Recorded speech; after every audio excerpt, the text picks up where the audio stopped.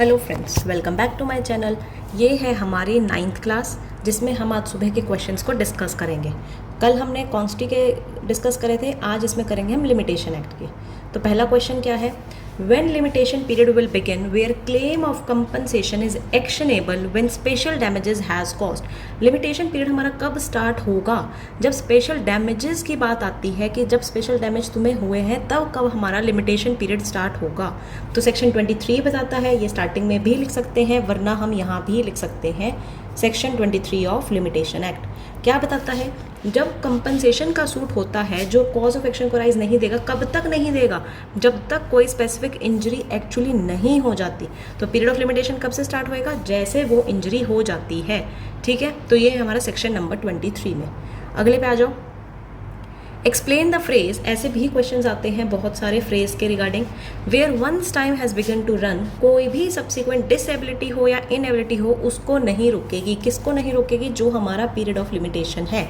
कहाँ दे रखा है ये? सेक्शन 9 में। सेक्शन 9 यही तो बोलता है, अगर एक बार टाइम स्टार्ट हो गया, कोई भी सब्सिक्वेंट डिसेबिलिटी या इनएबिलिटी सूट को इंस्टीट्यूट करने के लिए, एप्लीकेशन को बनाने इंस्टीट्यूट करने के लिए वो उसको नहीं रोकेगी पीरियड ऑफ लिमिटेशन को।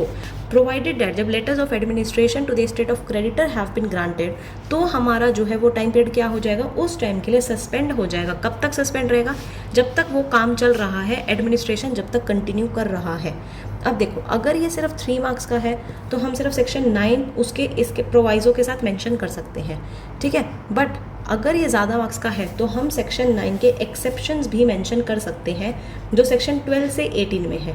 अब सेक्शन 12 से 18 हमें पूरा एलैबोरेट करने की ज़रूरत नहीं है, हम इनको ब्रीफ में भी मेंशन कर सकते हैं। ठीक है, आ जाओ अगले क्वेश्चन पे। What are the essential conditions of acknowledgement under section 18 of limitation act? सिर्फ और सिर्फ यहाँ essential conditions पूछी है, सेक्शन 18 को डिफाइन करने को नहीं बोल रहा है, सिर्फ हमसे conditions पूछी है। अब इस केस में या तो डायरेक्ट एसेंशियल स्टार्ट कर दो, वरना एक्नॉलेजमेंट के ऊपर सिर्फ एक लाइन में डिफाइन करके फिर एसेंशियल्स डिफाइन कर दो। ठीक है, एक्नॉलेजमेंट अंडर सेक्शन 18 क्या है? एडमिशन है जहाँ पे कुछ ना कुछ इम्प्लाइड लायबिलिटी होती है। तो इसके फीचर्स क्या है, कंडीशंस क्या है? ये जो है एक्सपायरेशन ऑफ लिमिटेशन पीरियड से पहले पहले होना चाहिए। पीरियड के बाद अगर होता है वो कहाँ फॉल करता है? वो होता है हमारा टाइम बार्ड डेब्ट, जो हम कहाँ पढ़ते हैं? इंडियन कॉन्ट्रैक्ट एक्ट के सेक्शन 25 में। तो ये ज़रूरी है, बिफोर द एक्सपायरेशन हो जाना चाहिए, राइटिंग में होना चाहिए, साइन करना चाहिए वो पर्सन जो एक्नॉलेजमेंट कर रहा है या उसका एजेंट भी कर सकता है। कौन करेगा? It must be made by the party against हुम, जिसके भी अगेंस्ट हम प्रॉपर्टी या राइट क्लेम कर रहे हैं उसके अगेंस्ट में करा जाएगा। It must be made by party, किसके अगेंस्ट में? जो प्रॉपर्टी या राइट क्लेम कर रहा है। किसके रिस्पेक्ट में होना चाहिए? पर्टिकुलर प्रॉपर्टी या राइट के रिस्पेक्ट में होना चाहिए। एक्सप्रेसली भी हो सकता है, इम्प्लाइडली भी हो सकता है।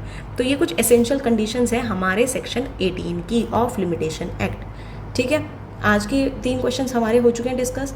अगर ये क्वेश्चंस नहीं भी आ रहे, याद नहीं आ रहे, जैसे सेक्शन 23 था या एसेंशियल कंडीशंस थी, तो कोई बात नहीं, पहले लर्न कर लो फिर उसके बाद लिखो, क्योंकि मैंने पहले भी बोला इसमें हमें सिर्फ लिखना है जितना हो सके, तभी प्रैक्टिस होगी। तो अगले क्वेश्चंस कल की क्लास में डिस्कस करेंगे। Thank you for watching.